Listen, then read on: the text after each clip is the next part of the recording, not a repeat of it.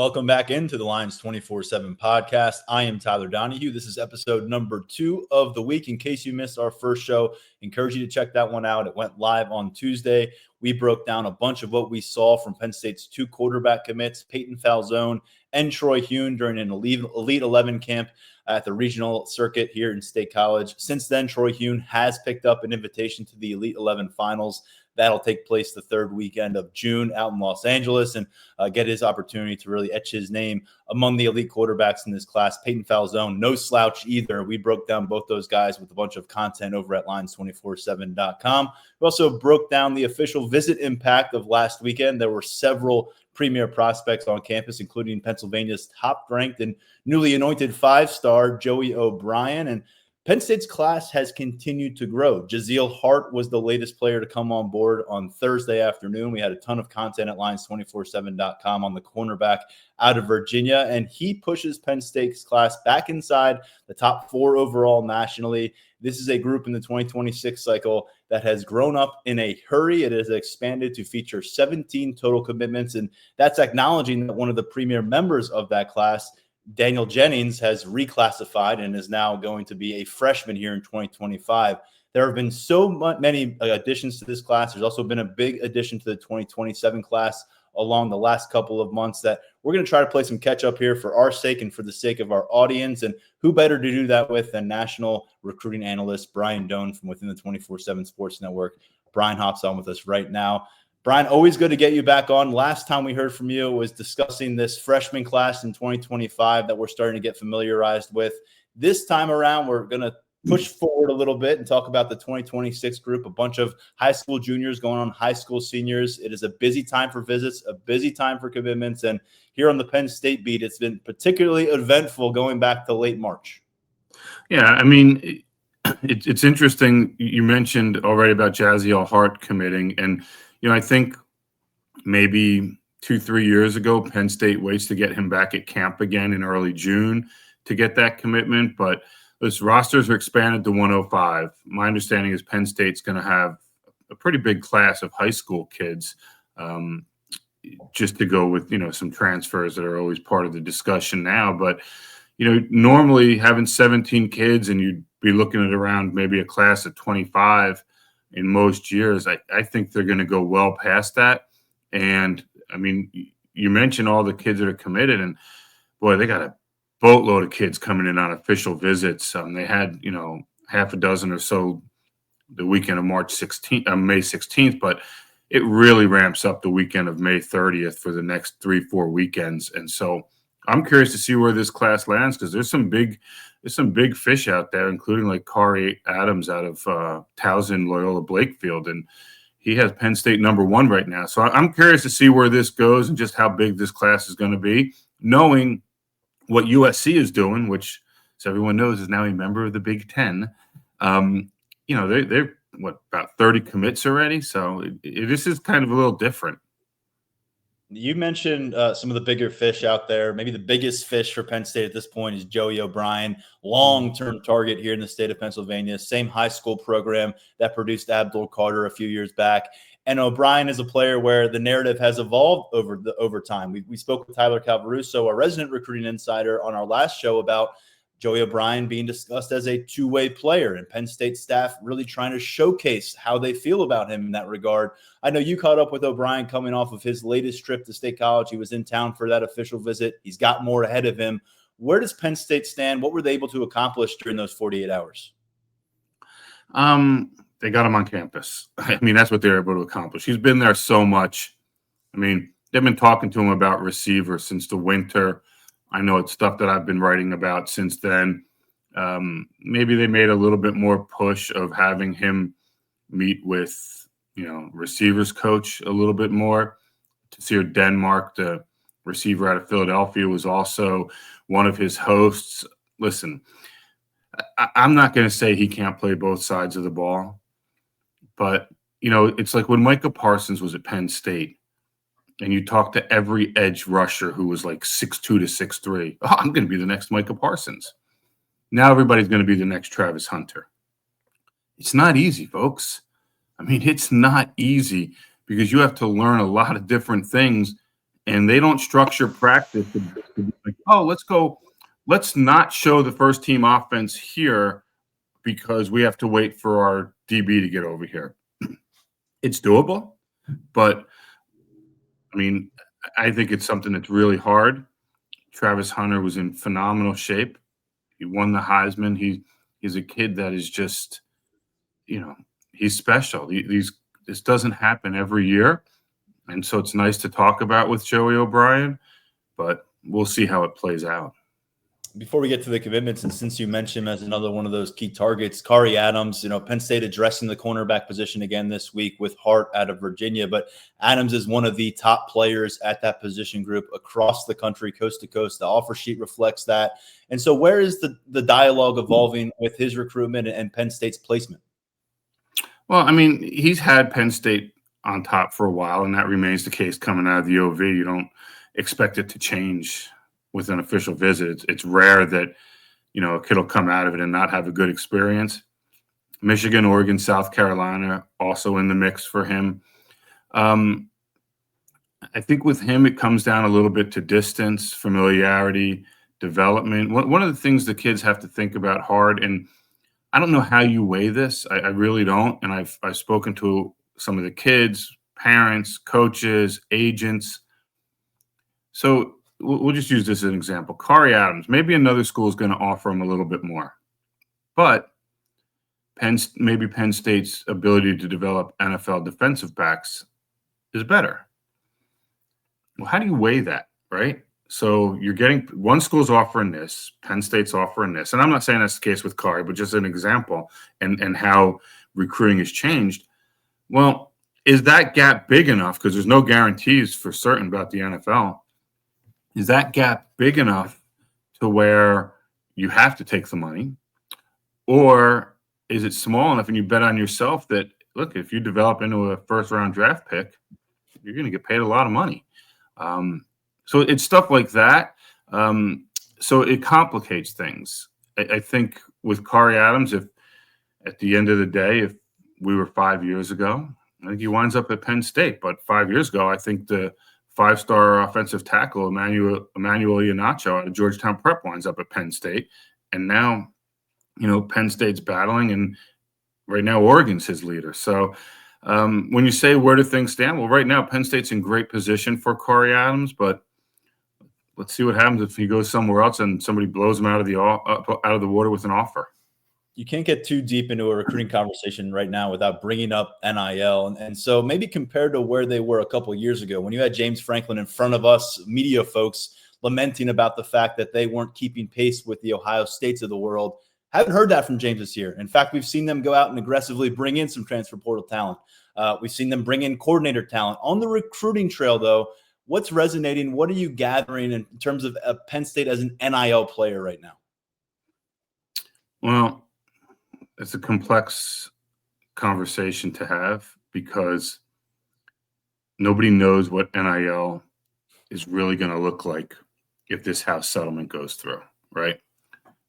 What I mean by that is we're going to rev share. So everybody's going to have $16, $18 million. And if the House settlement goes through like it's written, every NIL deal worth more than $600 has to go in front of a committee. So when schools are taught now, the kids aren't employees of the school. So how are you going to restrict what they can make outside? And there's no collective bargaining agreement because the presidents refused to make them employees. So when you're talking about NIL right now, well, you can make promises to the 26 class, but there's a lot of uncertainties with it. With the transfers, with the 25s. Listen, one of the big things with Jennings, and I'm not saying it's the case, but here's something to consider with Jennings is he comes in early. Well, he can get as much as he wants right now because there's nothing in place. There's talk that the settlement may, if it goes, will take place either July 1st, July 15th. So the kids that are coming in now, the kids in the program, they can get all front loaded and get those paydays before that takes place. How this all factors out with, rev share.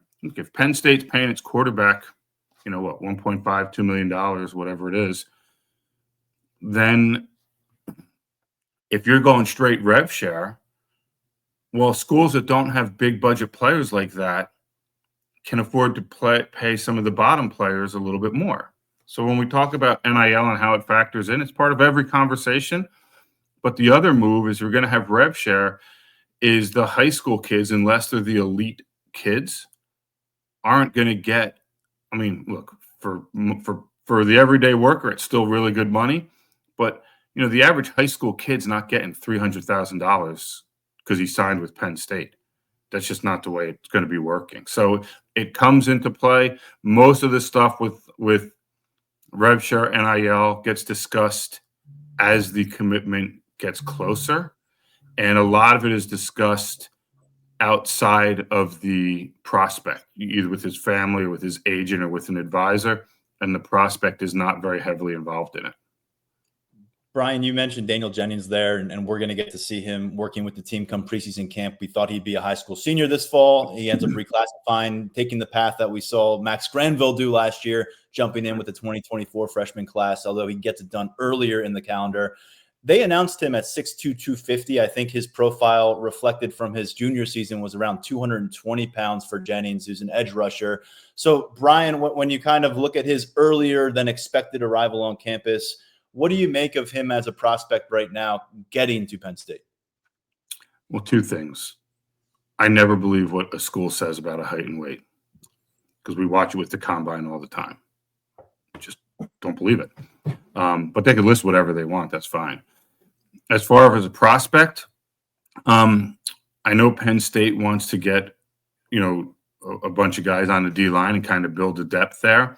And the quicker you can get people in and start working with them and get them in the weight room and get them physically ready to play, it's great for them. This move to me tells me that they have a little bit of concern for their where things will be on the line of scrimmage on the defensive side for the 26th season, because it's unrealistic to think that he can come in and have a major impact, even though that is possible. You can play him 4 games. You can see what he's about. It also allows you to keep other schools from recruiting him because now he's on your campus. But, I mean, he was a kid that's twitched, got off the ball well, played low, had some good technique. It's why he wound up at Penn State in the first place. And I know that when he camped there, I guess it would have been what we thought was after his sophomore season. He really impressed, tested well, which is why they were aggressive in getting him on board. I mean, I think, but I go back and I look, I mean, unless you're a special talent, to have a big impact as a freshman is tough. To do it on the line of scrimmage is markedly tougher than that even. But so to me, this is a move that's geared toward 26. Interesting thing is they have six new defensive ends now for Deion Barnes to sort through and try to figure out what he's got come 2026. We'll see how many of them can make an impact here in 2025. And how many of them will stay? I mean, exactly, for 2026. Yeah. I mean, where you're at in college athletics is if you don't play in your first 2 seasons, the school's going to process you at a lot of play. I mean, that's not a hard fast, but I mean, that's what we're saying. And so let's see where they are in 2 years kind of deal. And so you bring in more numbers, and that's why, the roster number is going to go to 105. And I know, with walk-ons, most places we're at like 135 to 140, but walk-ons, 95% of them are just practice players, right? Because you need the bodies. And so you're now going to have your roster where you spend a lot on 50, 55 kids and fill out the rest, and whoever progresses starts getting more money. Yeah. Jazeel Hart, the latest addition, he came on board on Thursday out of Roanoke, Virginia, the Northcross High School. Michigan, Notre Dame, Tennessee, Virginia Tech, they were his other listed finalists. 14 interceptions through 3 high school seasons. What kind of a cornerback fit is this for the Penn State? And was this the direction you saw it going as it entered the final stretch? Well, it's either going to be Virginia Tech or Penn State because I think the other ones kind of slowed things down with him. He ran, his track time is old, but it wasn't, the one that's public was not great. It was 12 plus, which is not what you want. I think he ran in the 4.6s at a Penn State camp last summer. I think for him, is exactly what I'm talking about before. He's a kid that you bring in, you develop him for a couple years. Penn State has a great reputation for being able to develop defensive backs, really pull the most out of them. And I think for him, the question is, does he play nickel? Does he play corner? Does he add some more weight and go play safety? He's now at about, I think last summer he was 166. I think he's now between 170 and 175. Smart kid, fun kid to talk to, great personality, likes to compete, plays a couple other sports as well, track, basketball, stuff like that. So you bring him in, you develop his frame, and then you see whether he fits at corner, safety, or nickel. I'm kind of up in the air right now with it. I think more nickel at this point, but we'll see where he is in 2 years. Let's stay in Virginia and go over to Richmond, Trinity Episcopal, which is where Davion Brown will play his senior season next fall. He is one of the top 20 wide receivers in 247 sports rankings. Those who listen to the show, those who follow Penn State football, know this is a hot topic, the receiver spot. Penn State's addressed it in the transfer portal. They're continuing to try to address it with their recruiting. Davion Brown would seem to be someone who can help Penn State in that regard, on the surface at least, Brian. There's a lot of people that can help Penn State when you look at where that room was last year. I don't know how you are as a route runner, Tyler, but, a little rusty. Yeah, well, you'll catch as many passes as receivers did against Notre Dame then, right? There it is. Yep. Listen, this is the thing that everybody's looking at Penn State this season. That, and can Drew Allard take the next step? And I think one goes hand in hand with the other. Davion Brown will, he's a great talent. He's got size. He's got speed, really good ball skills. Haven't seen him in person. He's impressive. Just, when he walks in, you're like, oh, I get it. And then you watch him move, and he moves great. They've had some other receivers like that too. The question is, can you develop them? And the better the talent, the better chance you have at developing them into a really good player. He's a perfect Penn State kid. The first time I spoke with him and he started talking about what was important to him and just the way he carried himself, I'm like, yeah, I'd be shocked if this kid doesn't wind up at Penn State. And he's a quiet kid too. Not in the, like, he'll talk, give him a call. He's great with that stuff, but he's not out into the self-promotion and all that stuff. And I don't think he wanted, well, I know he didn't want to go that far from home, which is why Duke and Virginia Tech were also involved with him. But this is a really good get. I remember when he committed, I looked it up. He was the highest rated receiver commit, boy, since a kid maybe 5 years ago out of Ohio, who I'm blanking on the name, so I apologize. But needless to say, he did not live up to that ranking when he got to Penn State. So, but we'll see. I like the traits that Davion has, but there's a lot of scrutiny under this position right now. Wondering if you're Ohio Mac Hippenhammer. Is that the? Who was it? I was thinking Mac Hippenhammer when you mentioned. No, I think it's somebody else. Okay. But anyway, it may be. The point is that I couldn't remember it. Yeah. While I'm old and I can't remember a lot of things, as my kids tell me all the time, the reality is, if some dude came in as a top 100 receiver and I remember and he balled out, I don't have any problems remembering Jahan Dotson. Sure. I do want to take a look at another player in Virginia, Matthew Lama, who committed a couple weeks ago, early May, and he was one of two linebackers who came on board within a really short sequence. I'll get to the other, who's a Pennsylvania prospect, in a second. But with Lama, we've heard a lot about middle linebacker, him being a strong fit there. What have you seen from him based on what you have seen, and how does that maybe translate to the Nittany Lions? He was a kid, again, a lot like Davion. As soon as he got offered by Penn State, it's like, just commit already. You're going to wind up there. I think he's a in-the-box kind of kid. Want to make sure that he can run sideline to sideline, which is, I think, why he has a grade of 87. Hopefully we can get some speed markers. Hopefully he shows up at Under Armour Baltimore. on June 1st, and we can, see him in action there, see how much he's grown. But developmental kid who can come in, play in the middle, shows some ability that he'll be able to cover. But I'm waiting to see, and I'm not saying he doesn't have it. I mean, that's not what I mean by this, but I'm waiting to see just how can he be an every down player where he can run and really show off some athleticism, or is he a 2-down guy who, when you're into a passing situation, that, maybe you need to make a move and get somebody else in. And also, can he get to the sideline to get to, Ohio State's running back who's trying to get around the edge? Can he get there in time to make that play? Those are kind of some of the things I'm looking at to really – it's an unknown. I don't want to say he can't do it, but right now it's an unknown for me. The more highly rated linebacker commit right now in the 26th class, and again, came on board in early May, out of Coatesville Area High School here in Pennsylvania, Terry Wiggins. He is inside the top 24/7 rankings. I didn't have to get to a question. You say you love him. Why are you such a fan of Wiggins? He's long, he's athletic, he runs well, he's got plenty of room for growth, especially with his frame, with putting on weight. He plays physical. So the first time I came across Terry Wiggins, I called somebody and I said, tell me a little bit about him.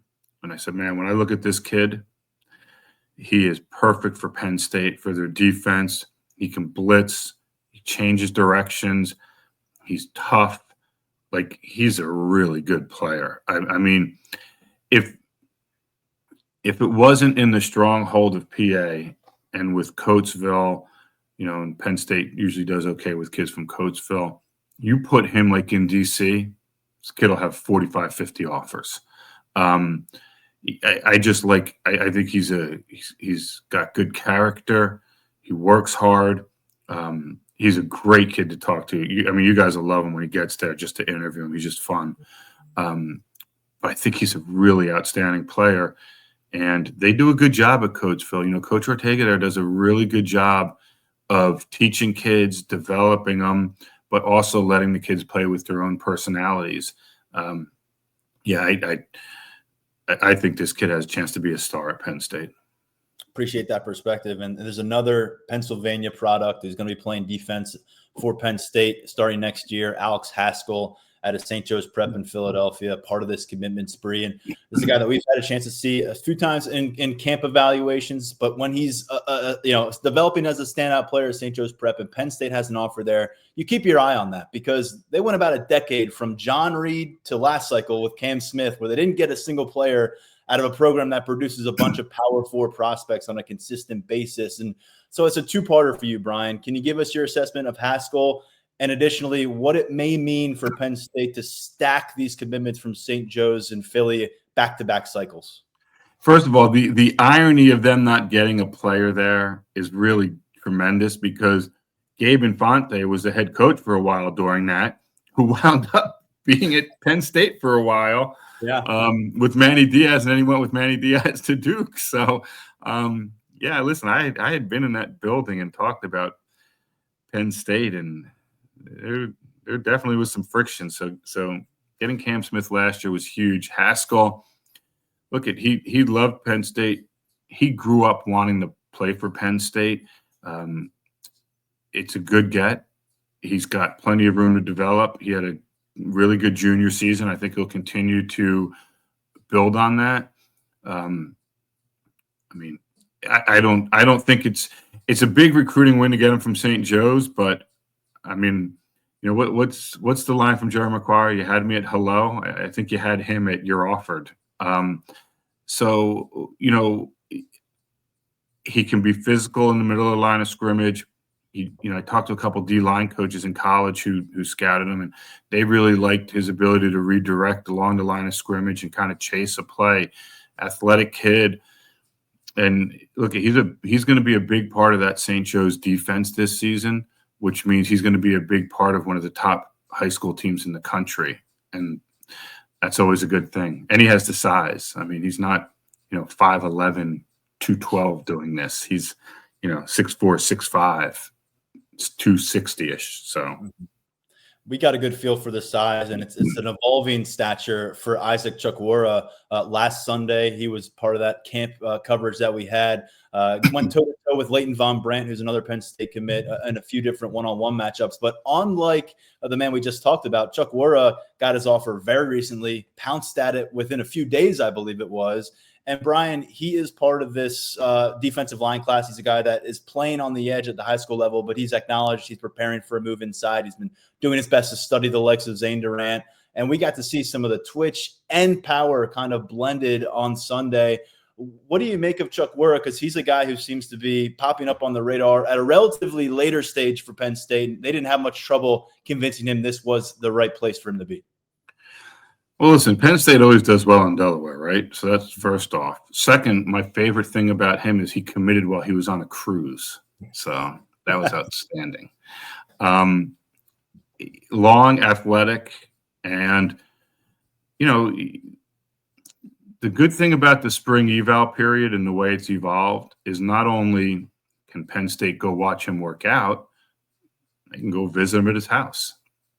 And so, you know, it's kind of accelerated that. And he has the traits, he has the length, he's twitched. You know, he gets off the ball quickly. And so you take him and you understand that, okay, he's playing at Caravel Academy down in Bear, Delaware. I mean, the competition obviously is not high. I mean, Delaware, for goodness sake. But he's got the traits. You take them and you develop them for 2 years, because that's what this stuff is, right? You're trying. If you're not going to go out and get kids that are all studs, and I think this kid's a good player. I think he's a really good player, but it all goes back to what we spoke about before. If you're going to bring in all top 200 kids, well, then you better be spending the $40 million that Texas claims to be spending. So you have to have some roster value on the back end. And this is a kid that will come in and develop, and you see where he is in a couple years. So you recruit off the traits. And I'm not saying Penn State should not go out and get 5 stars. They're in the mix for plenty of high-level kids. But you're doing business a little different now. So how did Boise State do it? Boise State was always a developmental program. And you always hear developmental program. And what that means is they're getting kids that have a trait or two but don't have the full package that maybe Kari Adams has or Joey O'Brien. And you're developing, you know, whatever. He has an elite trait or two, and then you're trying to develop the other traits. That's where we are with some of these. And that's why I talk about, you know, if Penn State was going to have an 18-person class, I don't know, maybe he's in it, maybe he's not. But if you're going to have a 30-person class with a lot of turnover, then it's a no-brainer to take them. I want to finish with these 2026 commitment pickups by going to beautiful southern New Jersey, Timber Creek High School in Roseby. That's redundant, Tyler. Redundant. Roseby Lubintis. Fun name to say, and he's an offensive lineman that Phil Troutwine has been high on for a while out of Timber Creek High School. Committed in late April. What's your evaluation of the New Jersey prospect? I'm excited to see him Saturday at Under Armour, New Jersey. He's supposed to be there. I saw him early in his junior year, and he was raw. But you know, you go back and you look at what Troutwine wants in his offensive lineman: length, you know, have some leanness to him, be able to really develop them, good feet, and Roseby has good feet. He moves well for his size. As any offensive lineman, it's going to take a while to get his technique down and coach him up. But I go back to, you know, you guys, it's redundant and I keep saying traits, but that's what he has. He has these traits. And if you look at Troutwine's history, that's who I mean, look, he can do well with anybody, but he does extremely well with kids that have traits that you kind of need to bring along and maybe are a little bit slower in bringing along than the elite kids. I mean, look at Anthony Dunca when they took him, everybody's like, wait, Light Ridge? What? Yeah. What where is he from? Wait, who? And, you know, he's done that time and again. And I think he sees the same thing in a kid from DePaul Catholic in Marlon Bright, who's supposed to visit. I think he's visiting on the 30th for Penn State, and I love where Penn State sits with him. But I think Roseby's in that similar category of just really untapped athleticism and talent. I lied about Luke Mintus being the last recent commitment from the 2026 class I want to talk about, because we got to get to Peyton Falzone and the interesting prospect that he has become. We got eyes on him on Sunday out at the Elite 11 camp circuit. Was side by side with Troy Hune, who, as I mentioned earlier, is going out to the Elite 11 finals. We have a story up on both these quarterbacks this week. But when it comes to Peyton Falzone, a guy who we're not that far removed from talking about him maybe taking the Tyler Warren path on this podcast and going from high school quarterback and we still shouldn't be removed from that, but go ahead. Okay, well, that's what I was going to say. Are you sold that it's quarterback all the way for him and his college future? And if Penn State is buying into him as a passer, what are the traits that you see that would be very, very tempting for maybe a lot of power conference staffs to look at QB? So a couple things.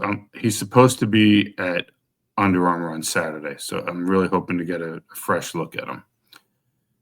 He's got an unbelievable arm, right? Great arm strength. He is athletic. He can run. You could see what he does on the in track and field and his speed. You watch how he plays at Nazareth, and he's really athletic. He's a coach's kid, understands the game really well, but you got to know where the ball's going. And it's kind of important as a thrower to, be accurate.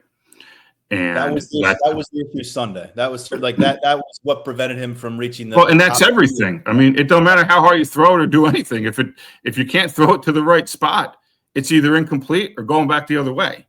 And so I don't know how it can be done. You can fix accuracy, but can you fix it to the level that it needs to be fixed to? Mm-hmm. And so you look at him, and look, I think Penn State is brilliant for taking him, brilliant for saying we'll give you a chance at quarterback, because they weren't getting him any other way.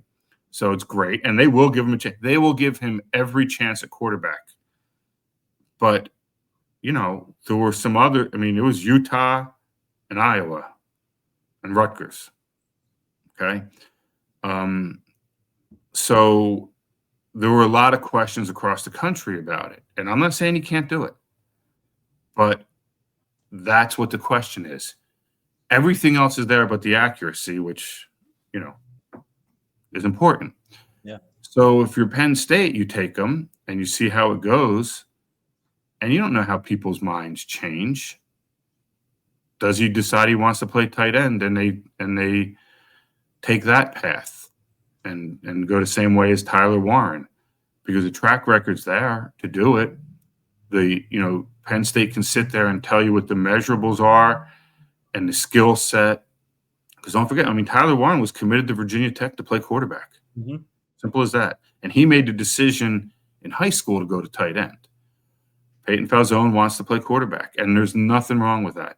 Do what makes you happy, right? That's how I'm not faulting him for it, but he would have a lot to prove as a tight end, because then the knock would be, well, he's never played it. How can he do it? Blah, blah, blah. And then you say, well, Tyler Warren did it. So you're going to compare him to one of the best that's come through Penn State in a while, right? Yeah. But he's a really intriguing prospect who is a phenomenal athlete. And maybe that athleticism has held him back from an accuracy standpoint, because he can survive by doing so much other stuff. So you get him on campus, you work with him, you work on his mechanics, you help with his reads, you help his feet and his arm work in unison, and his mind. And if it clicks, he's going to be unbelievable, which is why he's the number 11 quarterback in the class. And you're always, it's a tough balance. Like I approach scouting sometimes as, what can you pick apart in kids? And then there's also a way of, what can you look at as a ceiling for what they do well? And for him, I look at what if he ever figures out where the ball's going, he's going to be dynamite. We did hear from Chad Henne after the Elite 11 camp on Sunday, a guy who did a lot at the quarterback position at the NFL and college level, obviously. And he pointed to what you were talking about. He said he coached against Falzone last year with his high school, Wilson High School. He saw Falzone get out the pocket, throw dimes outside the pocket. But he said in that game and then on the camp circuit, it's what can he do between the tackles? How can he stand there, deliver the throws? He talked about the footwork. He talked about the fundamental consistency, and he'll get a chance to see him this fall again in game action. But there's a lot of things you can get away with at the high school level that you can't survive on at the college level. And I just want to throw this. No, I was going to say, Tyler, along those lines, I mean, I think it's really important for people to understand where I'm coming from on this stuff. So when I'm breaking down Penn State and we're talking about this, and I know this will go off on the boards if people get this far in this podcast, but look, we're not talking about how he's going to do against Purdue and Illinois. Mm-hmm. We're talking about how he's going to do against Ohio State, Oregon, Michigan. That's what we're talking about. And so you bring and when you said what does he do between the tackles? Yeah, because the best defensive teams are going to make him play to what the defensive coordinator perceives as the weaknesses. And so, yeah, he's going to have to be able to do that. And in 8 or 9 games a year, what he's doing now will be fine. But as people know, especially on the Lions247 message board, it's not what you do in those games. It's what you do in that first series against Ohio State that's going to run that thread into 6,000 comments. 100%. We know that well. Brian, I wanted to finish up with the new guys by looking at that 27 class and another top flight wide receiver. Early assessment, obviously, with these 27 prospects, but Khalil Taylor out of Pittsburgh is the number 10 overall receiver, number 68 overall talent in our rankings at 247 Sports. He also committed to Penn State one of the last days of March. Not to be forgotten among all this 2026 class growth is his addition early on to what has been an impressive start for the 2027 class with Keemon Spell and Leighton Von Brandt, also top 100 prospects. So when it comes to Taylor, what do you see early from his game? And ultimately, why is he of the blue chip caliber? Because when you're talking about a guy who's halfway through high school career, it can be a lot trickier in projecting and moving forward.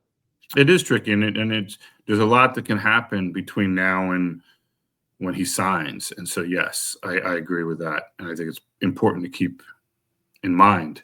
He's a phenomenal athlete who tracks the ball well, who makes plays after the catch. And when you watch film of him, it's like, that's good. And you're excited to watch the next play to see what he does. Does he pull away? Does he juke and make somebody miss?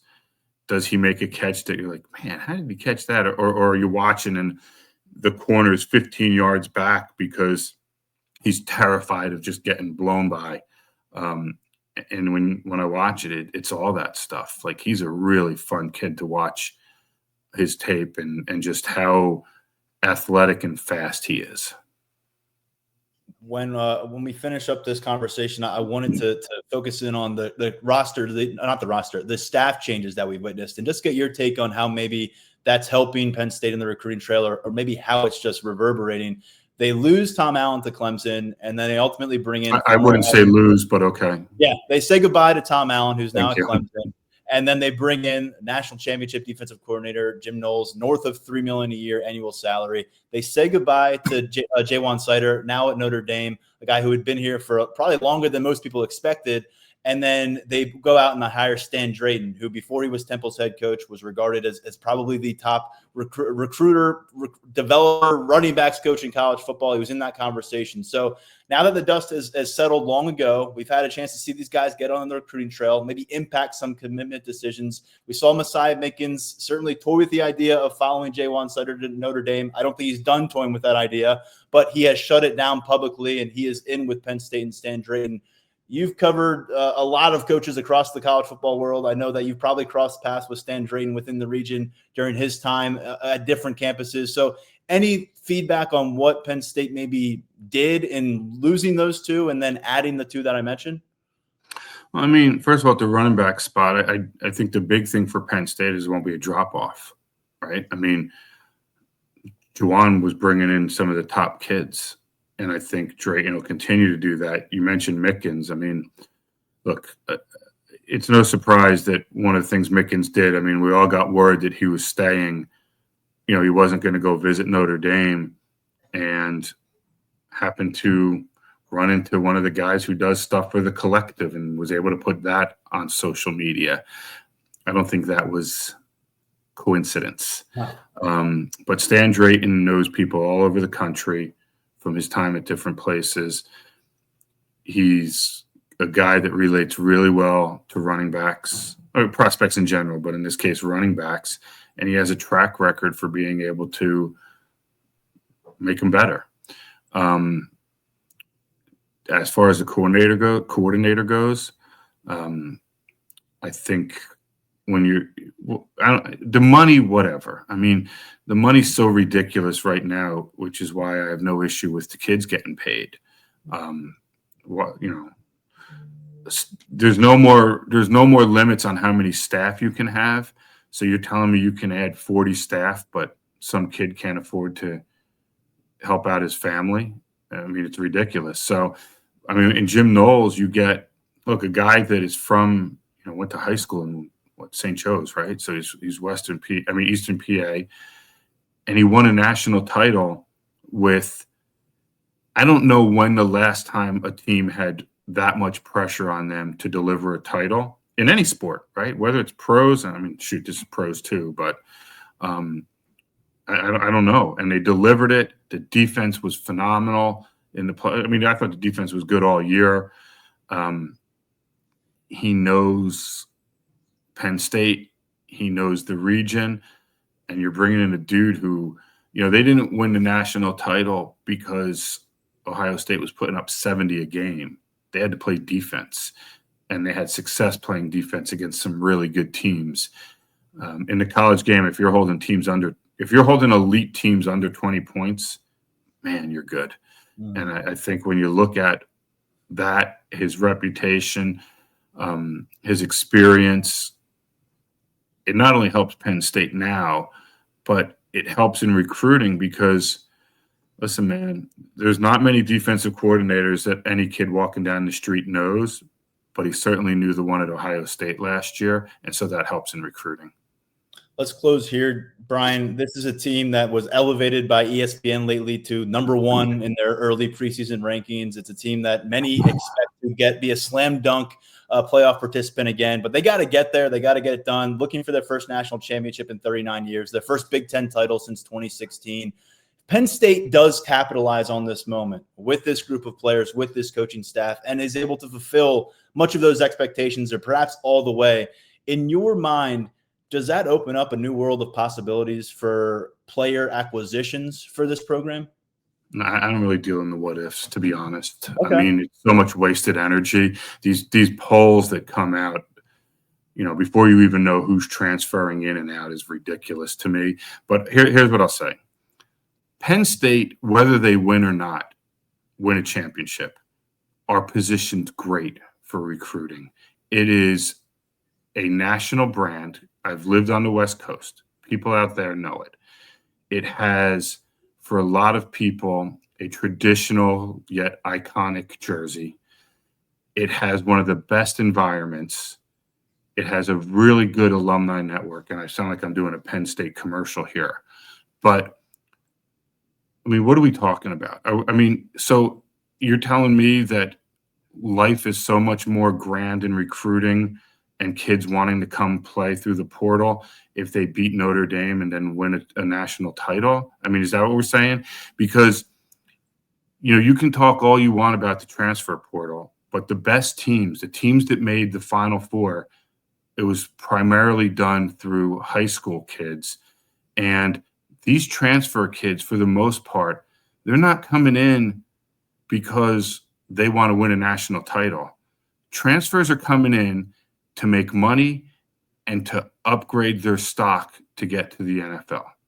Okay, simple as that. Cam Miller left Penn State, a good player who played a big role for Penn State, because he wanted to play more, because he wants to have a better shot in his mind. I'm not saying it's true or not. In his mind, get more playing time, play corner, and have a chance to really showcase his talent. So he went to Rutgers. So the idea that decisions are made through the portal to win championships, to me, it's naive. Well, Brian, I always appreciate it from start to finish here in the conversation. Always learn plenty of new things, a lot of insight from you, and hopefully people are following your coverage. I know Tyler Calvaruso is planning on being there for the New Jersey Under Armour camp this weekend. So more Penn State commits, targets in the spotlight over at Lions247.com. If you're not familiar with Brian's work, hop on over, become a VIP, and he'll have you covered throughout the year. Official visits are huge, and he's on all of that. So, Brian, I'll let you get back to it. Thanks for hopping on the podcast. We always appreciate it, and we'll do it again down the road. Hey, thanks. Hope everybody has a good Memorial Day weekend, and I'm sure you'll be locked into that Under Armour coverage during a holiday weekend. That's right. Thanks, Brian, for bringing it to us. See ya. That's going to do it for this episode of the Lions247 Podcast. Always good to get Brian Dohn, national recruiting analyst, on. Few across the country are as informed on the recruiting landscape coast to coast as Brian is, and we're grateful to get his perspective.